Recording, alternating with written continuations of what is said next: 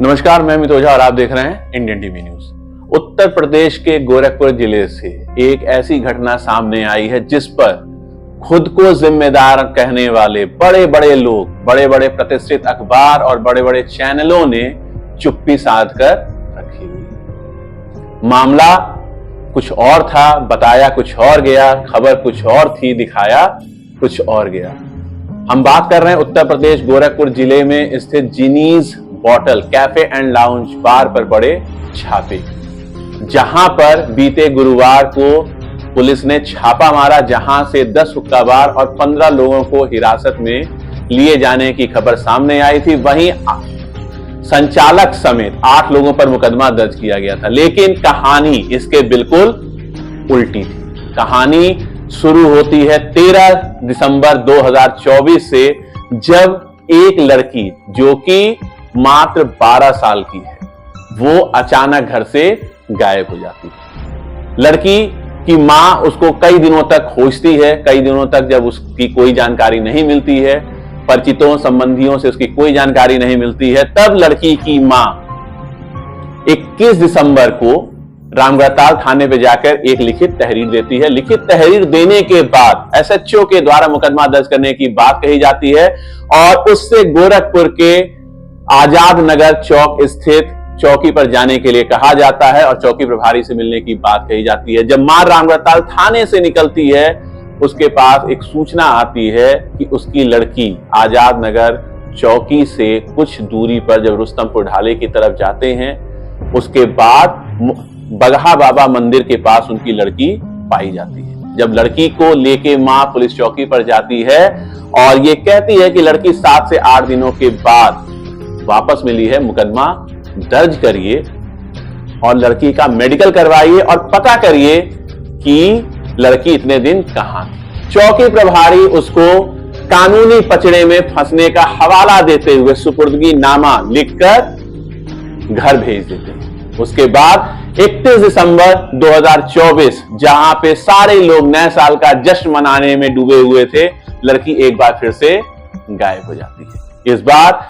लड़की को कोई लड़की आके अपने साथ ले जाती है, जैसा कि लड़की की मां ने हमें अपने इंटरव्यू में बताया है।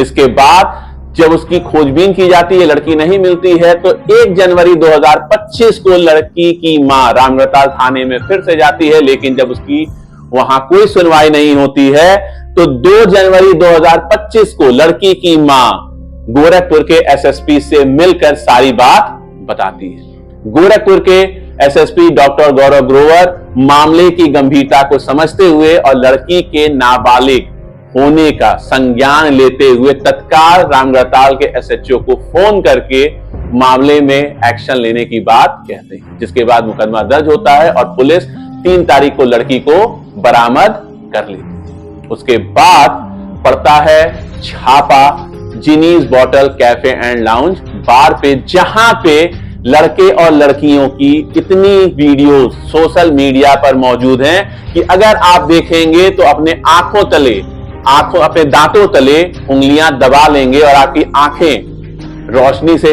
जो है एक बार के लिए बंद हो जाएंगी। जो संचालक थे इस होटल के, जिनीज बॉटल एंड कैफे के, उनको इससे कोई फर्क नहीं पड़ता था कि जो उनके बार, जो उनका कैफे लाउंज एंड बार है, जो हुक्का बार है, वहां पे कम उम्र के नाबालिग लड़के लड़कियां आकर इस तरीके की पार्टी कर रहे हैं और कुछ डांस तो इतने फुहड़ता से भरे हैं जो हम अपने दर्शकों को नहीं दिखा सकते हैं। लेकिन इस तरीके की पार्टियां वहां पर लगातार होती थी, लेकिन किसी भी स्थानीय प्रशासन को इसकी जानकारी नहीं थी। ये अपने आप में एक बहुत बड़ा सवालिया निशान है। या फिर जिनीज बॉटल के संचालक ने बहुतों को अपने बॉटल में उतारा था और इस नाते उस पर कोई कार्रवाई नहीं हो रही थी। और शायद अगर यह मामला गोरखपुर के एसएसपी डॉक्टर गौरव ग्रोवर के पास नहीं पहुंचा होता तो इस मामले को दबा दिया गया होता। लेकिन सबसे बड़ा सवाल आज भी वही है कि गोरखपुर में इतने ज्यादा हुक्काबाज संचालित हो रहे हैं, लेकिन एक पर कार्रवाई पुलिस की चेतावनी के बावजूद बड़े बड़े सफेद पोश और कुछ नेताओं का हाथ होने की वजह से ऐसे हुक्काबार संचालकों पर कार्रवाई नहीं होती है। कभी पैसा, कभी लिफाफा और कभी कुछ और, जिसकी वजह से इन अस्पताल और इन हुक्काबारों पर कोई कार्रवाई नहीं होती।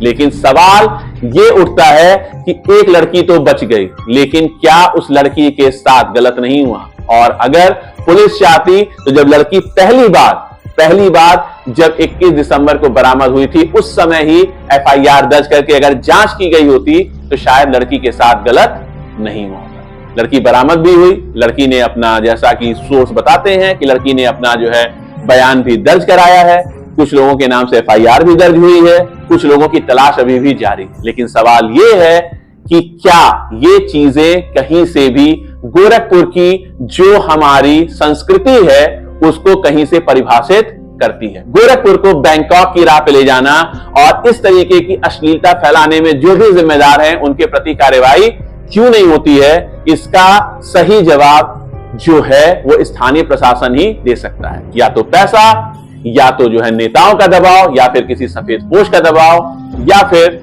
कुछ और। कहानी लंबी है। इस कहानी के दूसरे पार्ट में, यानी कि इस खबर के दूसरे पार्ट में हम बताएंगे जिनीस कैफे बॉटल लाउंज का, बार का उद्घाटन किसने किया, किस तारीख पे हुआ, और जिसने उद्घाटन किया उससे क्या कह के इसका उद्घाटन कराया गया, और उसके बाद इसकी आड़ में असली खेल क्या चल रहा था, ये हम अपनी कल की खबर में अपने दर्शकों को बताएंगे। आज की खबर में सिर्फ इतना ही है, लेकिन एक जो सबसे बड़ा हमारा जो एक संदेश है वो सारे माँ बाप के लिए है कि अगर आप अपने माँ बाप अपने बच्चों को, अगर सारे माँ बाप अपने बच्चों को मोबाइल देते हैं, इंटरनेट देते हैं, लैपटॉप देते हैं, तो ये सुविधा पढ़ाई के लिए होनी चाहिए। साथ ही साथ ये हर माँ बाप की भी जिम्मेदारी है कि उन पे नजर बना के रखें, क्योंकि अंधा विश्वास आप पे कहीं भारी भी पड़ सकता है। आज का युवा कहीं ना कहीं भ्रमित होकर ऐसी राह पे चल पड़ा है जहां पे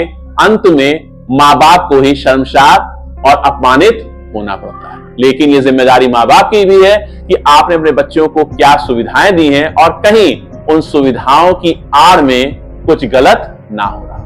खबर अच्छी लगी हो कमेंट बॉक्स में जाकर कमेंट करें, खबर को शेयर करें, चैनल को सब्सक्राइब करें और ज्यादा से ज्यादा शेयर करें। हो सकता है आपका एक खबर किसी की जिंदगी बचा दे। आज की खबर में इतना ही है। कल हम मिलेंगे इस खबर के दूसरे पार्ट में। तब तक के लिए नमस्कार।